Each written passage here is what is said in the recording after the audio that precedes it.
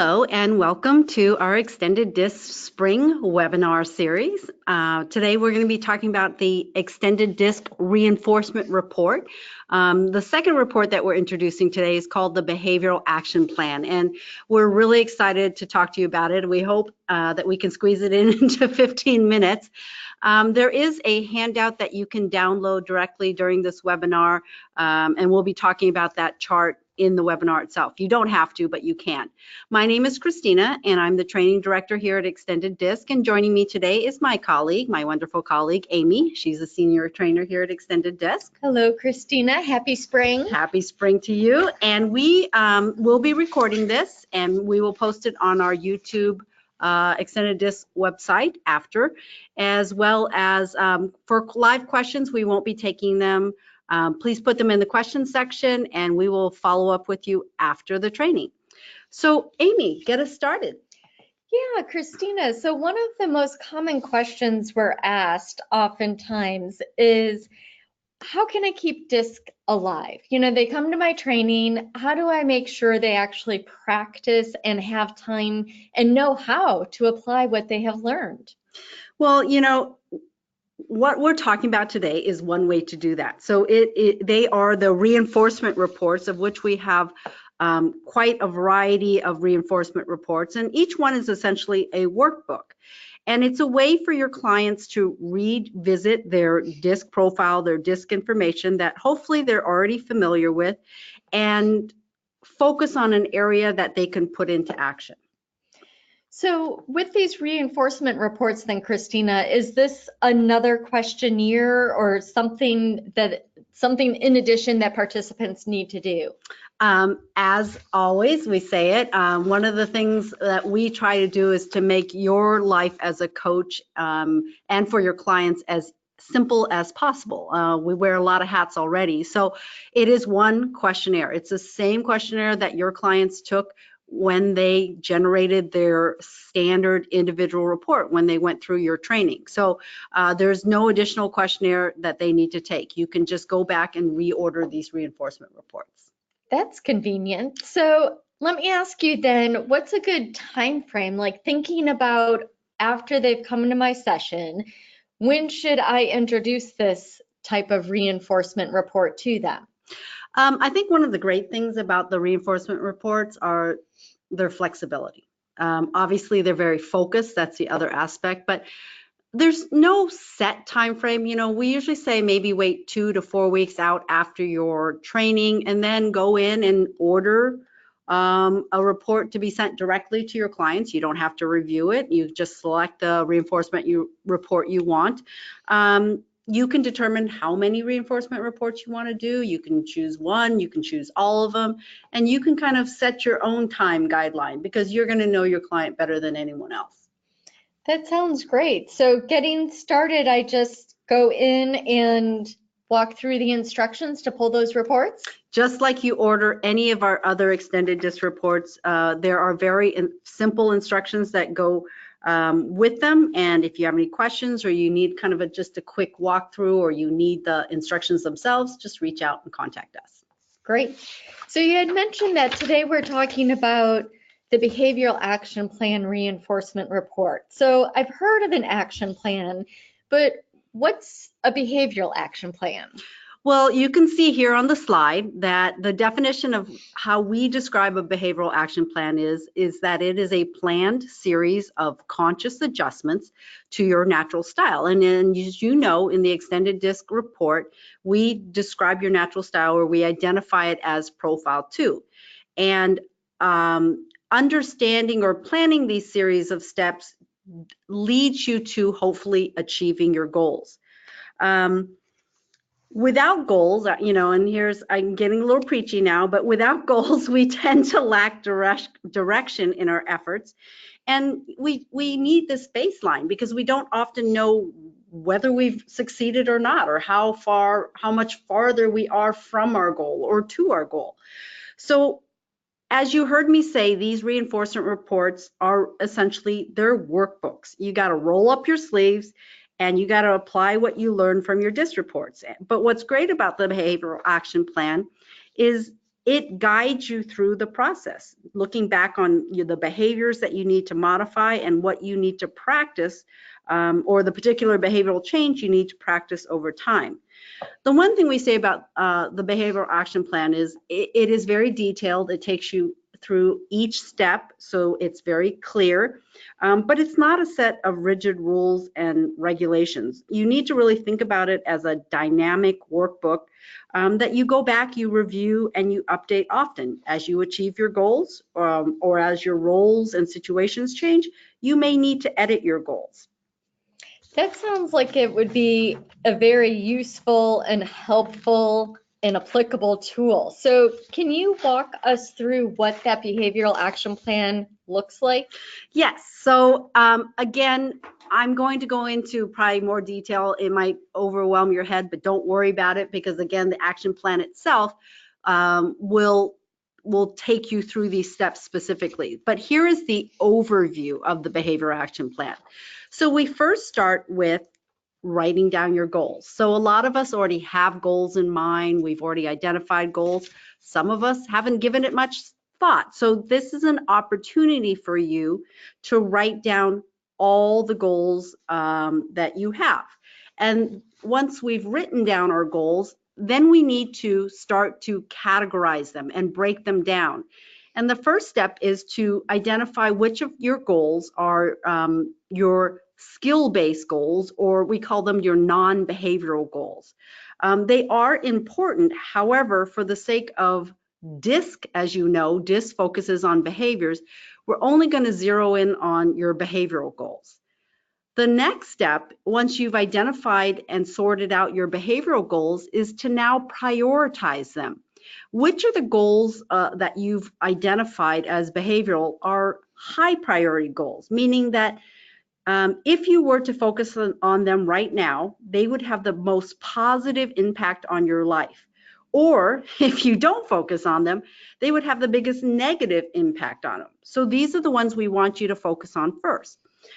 And Christina, what is the rule of thumb then? How many high priority, medium priority, low priority goals should I have? Well, as we know with our clients, we never want to overwhelm them, because we ourselves, when we feel overwhelmed or we're trying to tackle too many things, what typically happens? We just toss it all out the That's window. right. We just give up. So we never want people to do that. Now, again, no set rules, but sometimes you might only identify one or two high priority goals. But I would say maybe limit yourself to maybe 3 high priority goals at most, so that you can really focus in on them, create that success so you can develop more goals.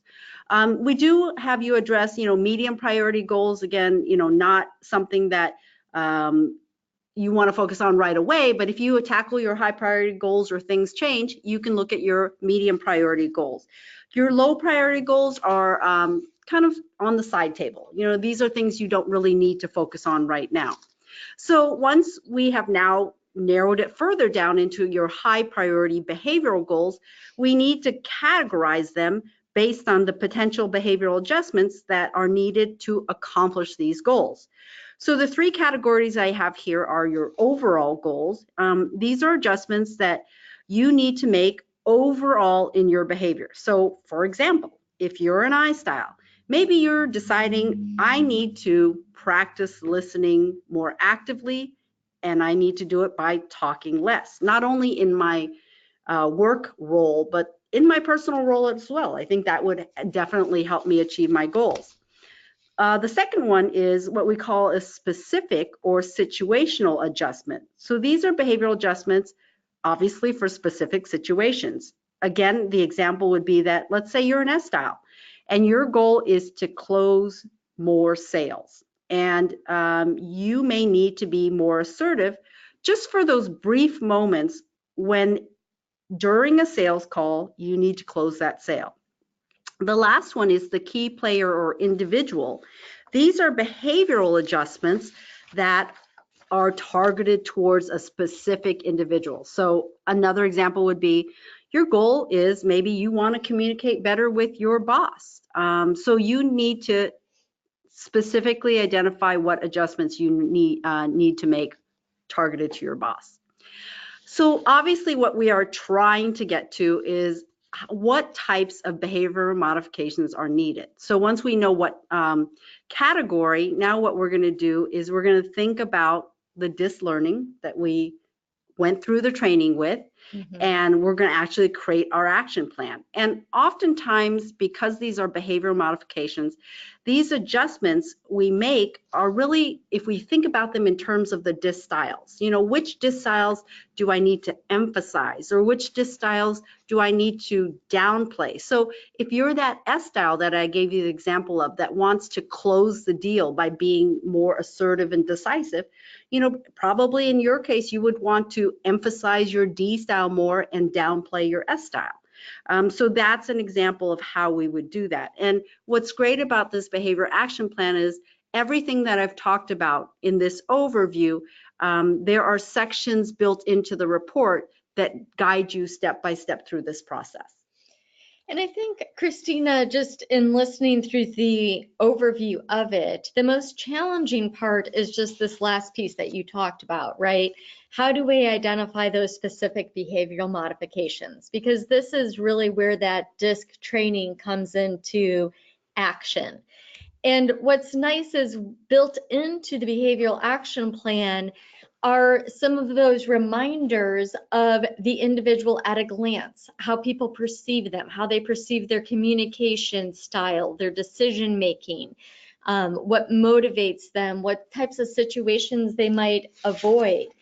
And so when we look at thinking about, so how do I know what type of communication or behavioral modification style to make? Again, I can go look right in my report and use that to help me determine what those specific behavioral modifications might look like. Exactly. And again, this will all look familiar to your clients because this came from the actual report itself. And this is a standalone report. It's not something that you as a coach need to reach out and follow up on. Obviously, it's good to check in and say, hey, did you receive the report? But it's something they can absolutely do by themselves. So I think it leads me to my next question in understanding how the information's all there at my fingertips, but how do I keep track of it all? It seems like a lot. Well, Amy and I share similar styles, and we also have different styles. And we try to build this report with that in mind for different styles. So the report itself takes you step by step through each process. So you're writing them down as you are going through each step. But some of us, someone sitting next to me likes to see them all in one place, which I totally get. And you can absolutely use both. But what you're looking at now is an extra to the behavior action plan. It's not actually included in the report itself. However, it's something that you can send out separately, or your clients can download this chart. And what's exciting about this chart is it is dynamic, meaning you type everything in. You type your goals in, you prioritize them the way we talked about, and then you take notes on them. And what's great about it is you can go back and revisit it. You can update your notes. You can change your priorities. You can resort them, add new goals. So this is a chart that I had mentioned earlier that you can download from this webinar, so you can take a look at it. But we highly recommend this one kind of as an addendum for your clients to have. So you mentioned a little bit about different styles. And so some of our styles also like to check things off when they're complete. So once I'm done with the behavioral action plan, I'm done, right? Mm-hmm.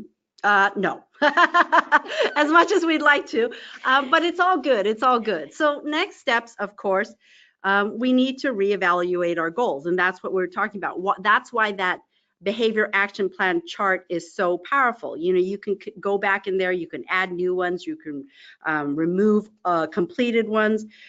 Priorities change, our goals change. And we need to remind our clients that when we stop adapting and adjusting, what happens? We stagnate and we possibly fail.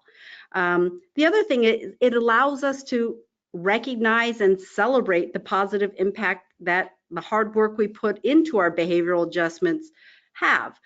So we can use this section to track the times we've made adjustments and the outcomes that we have, and think about it in terms of what impact it's had on our lives.